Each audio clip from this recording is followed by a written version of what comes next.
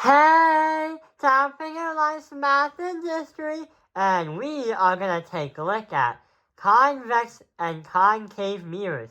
But what we're going to be doing is looking at the problems right over here.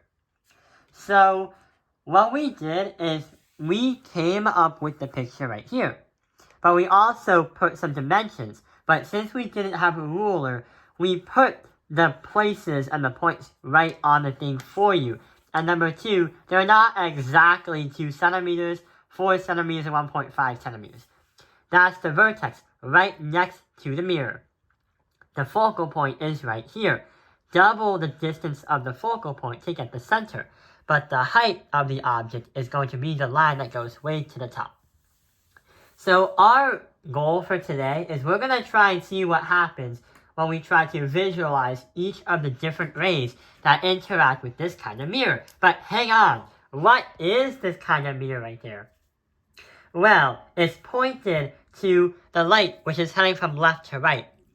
And the crazy thing is, when it's curved to the left in this scenario, it's going to be a concave mirror. So it kind of looks like that we're trying to find some kind of converging rays that meet together.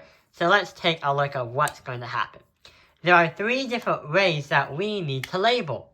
The first ray is going to be at the top of the object shown right here.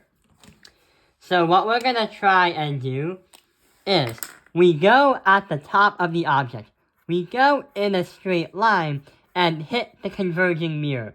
But since it's a converging concave mirror, that is going to reflect it, but it's going to hit the focal point. And then go this way until it hits some kind of wall, and the light ray is just going to keep going on forever and ever and ever and ever and ever. The second ray, we're going to use the color green this time. And guess what happens? What we're going to try and do is point from the top of the object to the vertex in a straight line. But when you tap and when the light ray hits the vertex, it's going to reflect again.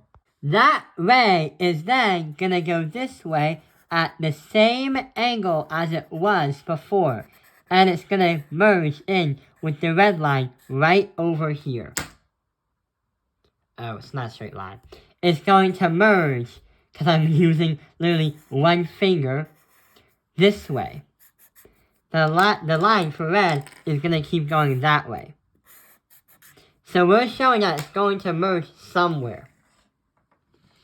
The last one we're going to do is going to be the color blue.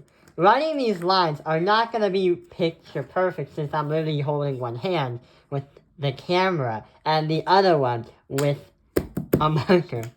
The last one's going to be in the color blue, but what we're going to try and do is touch the focal point. So we're going to do this, touch the focal point, but it's going to reflect. And when it reflects, it's going to go into a straight line.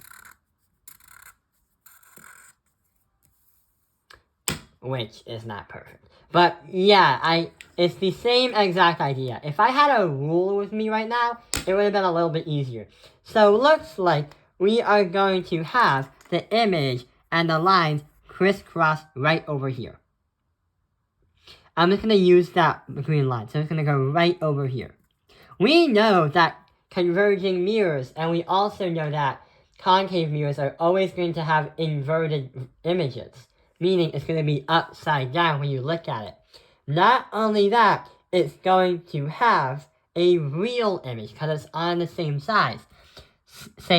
So it's virtual, and this is also real. But we could also say that it's going to be the same size too. If you measure it right over here. So that is going to be a problem for the converging mirror. What happens if we take a look at another converging mirror? So here is another concave mirror. But this one does not have any dimensions in it because for this one, we just want to focus on this concave mirror itself. So let's get started. If I try to start at the focal point, and right there, HO represents your object, from the thing, it's going to point right over here. But then it's going to reflect and then touch the focal point back. So it's going to go like this. Forever, forever, and ever. But we have the center point 2 times the distance of the focal point, double the size of which it comes from the vertex. How are we going to solve that out? Well, if you take a look at the center and try to point it at the concave mirror, it's going to have a light ray that goes in a straight line and goes like this. But instead of reflecting to another direction, it's just going to backfire and then go the opposite direction.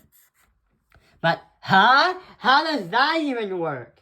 We have 2 lines that are completely parallel and will never intersect. What?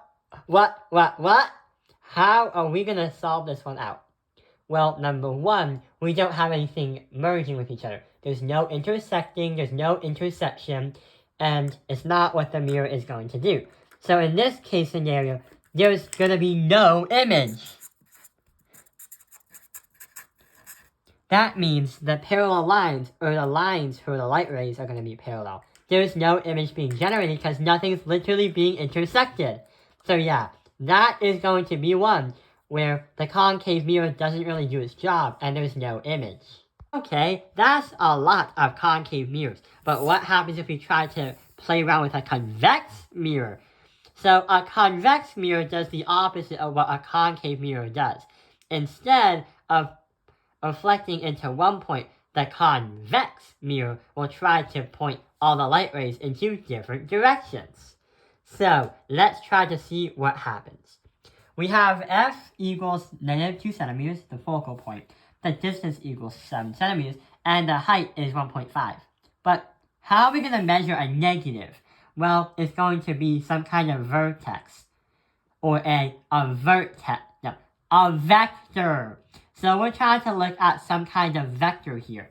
Because if you take a look at the picture, you realize that the focal point is on the opposite side of what we thought it would be. So that's why it's a negative number, because the light is going to be coming this way. So here is the top of the object. Let's see what happens. We are going to draw a straight line right this way. But it hits the convex mirror. There is no way that light is going to go past that mirror. Therefore, it's going to be reflected. But how? If you take a look at the light and the focal point, draw dotted line so the focal point is able to merge in with the light. But then it's going to go this way. The light is just going to reflect outward until it hits some kind of wall, or it just goes like that forever and ever.